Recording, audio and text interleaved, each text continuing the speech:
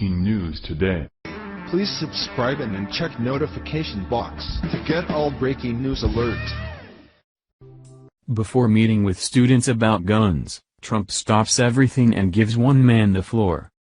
President Donald Trump hosted high school students at the White House on Wednesday to discuss guns and violence in American schools. But before starting the meeting, he stopped everything in order to give one man the floor. It was an absolutely breathtaking moment and a great example of why Trump is the perfect leader to get us through this difficult time. Throughout the day on Wednesday, students marched on the Florida state capitol, calling for tougher gun laws.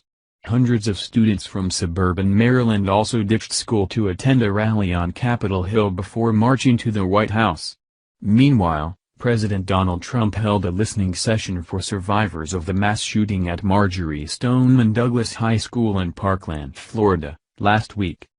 On Valentine's Day, 19-year-old gunman Nicholas Cruz stormed his former high school armed with an AR-15, intent on murdering as many innocent people as possible.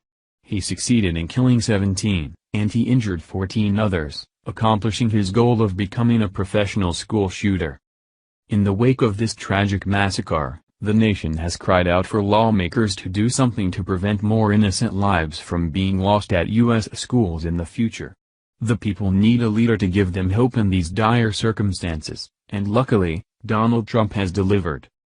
President Trump held a listening session on Wednesday for some of the people affected by last week's shooting in Parkland. It was an emotional meeting, as students and parents alike aired their grievances. As Trump entered the room, he made sure to shake each and every person's hand. Then, he made sure the meeting started on the right foot by asking a pastor to lead the entire group in prayer. "I thought we would start off, Pastor, if you could possibly say a prayer it would be appreciated," said the president.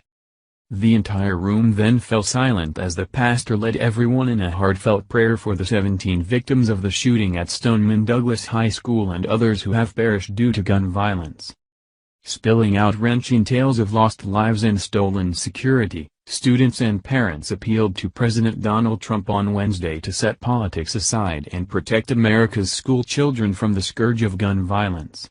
Trump listened intently to the raw emotion and pledged action, including the possibility of arming teachers. What was dubbed a listening session turned into an expression of anguish and emotion.